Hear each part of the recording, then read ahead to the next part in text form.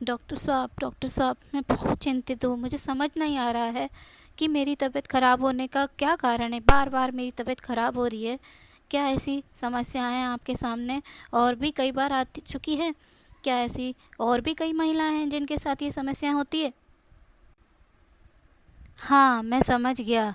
तुम्हारी समस्या है कि तुम बार बार बेचैन रहती हो। बहुत ज़्यादा चिंता के कारण तुम्हारे पसीने छूटने लगते हैं और तुम कहीं न कहीं अपने आप को असुरक्षित महसूस करती हो। और इन सब का कारण मैं समझ गया हूँ। ऐसी कई बार समस्याएं मेरे सामने आ चुकी है।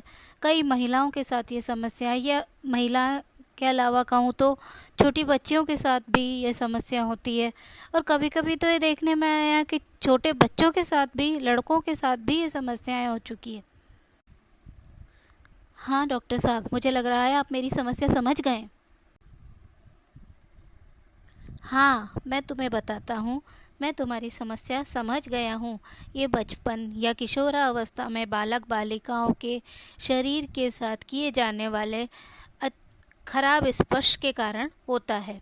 उसको बैड टच भी कहते हैं। बैड टच और गुड टच, या खराब स्पर्श, बुरा स्पर्श और अच्छा स्पर्श, दो तरह के स्पर्श के बारे में जानना हर व्यक्ति को और हर माता पिता को जरूरी है। डॉक्टर साहब, मैं आपकी बातें सुन रही थी। मुझे लग रहा है कि आप जो बता रहे हो वो बच्चों को जानना भी ज़रूरी है। हाँ, तुम बिल्कुल सही कह रही हो। ये देखो, एक चित्र इसमें बताया गया है। जो लाल बिंदुओं के द्वारा दर्शाया गया है, वो शरीर के ऐसे अंग हैं जिसमें छोटे लड़के या लड़की को स्पर्श किया जाता है। वे तो उन्हें बहुत बुरा महसूस होता है और वे किसी को शर्म के मारे कह भी नहीं पाते और अंदर ही अंदर दुखी होते रहते हैं। और वो बड़े होके धीरे धीरे इस समस्या के कारण, जैसे कि इन मैडम को हो रहा है, बेचैनी और घबराहट और असुरक्षा का शिकार हो जाते हैं। हाँ डॉक्टर साहब, इस चित्र में मैं देख रही हूँ कि जिन लाल बिंदुओं पे आपने बताया, उन्हीं जगहों पे एक समय ऐसा रहा है जब मुझे भी अवांछित रूप से छुआ गया, मेरी इच्छा के बिना छुआ गया। और उस कारण मैं आज तक शर्म महसूस करती हूँ, असुरक्षा महसूस करती हूँ। हाँ, तो डॉक्टर साहब, इसके लिए अब हमें क्या करना चाहिए? ये सारी बातें तो हम जान गए कि किसी भी बच्चों के होठों पे, छाती पे, या उसके नितंब पे, या आगे के हिस्से पे, टांगों के बीच में छूना नहीं चाहिए। या कोई छूता है तो वो बैड टच कहलाता है। पर अगर ऐसा होता है किसी के साथ तो उसे क्या करना चाहिए? हाँ, उसके लिए मैं अब तुम्हें एक और चीज़ बताना चाहता हूँ, उसे ध्यानपूर्वक देखिए। हाँ बहन जी, मैं आपको बताना तो भूल ही गया। वो बीच में ही मैडम को क्या जल्दी जाना था, इसलिए पहले उन्हें मैं पोस्टर दिखाने लग गया। अब मैं आपको बताता हूँ कि अगर ऐसी स्थिति आ जाए जब कोई व्यक्ति इस तरह के व्यवहार से बच्चों को परेशान करे, उनके ऐसे अंगों को छुए जिन्हें कि नहीं छूना चाहिए, जो बैड टच कहलाता है या बुरा स्पर्श कहलाता है, तो ऐसे में बच्चों को चिल्लाना चाहिए या उस स्थान से भाग जाना चाहिए और अपने माता पिता को जाके बताना चाहिए।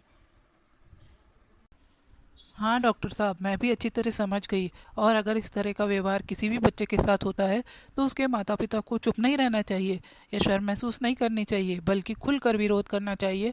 और ऐसे व्यक्ति जिसने इस तरह का आचरण किया हो उसको सजा भी दिलवानी चाहिए। हाँ, आप सब लोग भी ध्यान दीजिए। मैं समझता हूँ ये पोस्टर आप लोगों ने भी ध्यान से देखा होगा और इसमें दी हुई निर्देशों को पालन भी करेंगे, जिससे आपके बच्चे या दूसरे और भी बच्चों को किसी भी तरह का कोई भी नुकसान न भुगतना पड़े और बाल सुरक्षा हो, बाल शोषण से वे बच सके, बाल उत्पीड़न से वे बच सके। B for bad and B for बुरा स्पर्श, दोनों ही सबके लिए बहुत बहुत गलत गलत है। इसलिए हमें इनसे बचना चाहिए और अपने बच्चों को भी बचाना चाहिए।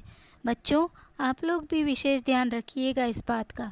कभी इन चीज़ों को अपने माता पिता से या अपने गुरुजनों से नहीं छुपाएं। धन्यवाद। जय भारत। आज का वीडियो आपको कैसा लगा ये ज़रूर बताइएगा। धन्यवाद। मेरे वीडियो को सब्सक्राइब कीजिए, शेयर कीजिए, लाइक कीजिए, जिससे कि और भी आप इस तरह की वीडियो देख सकें।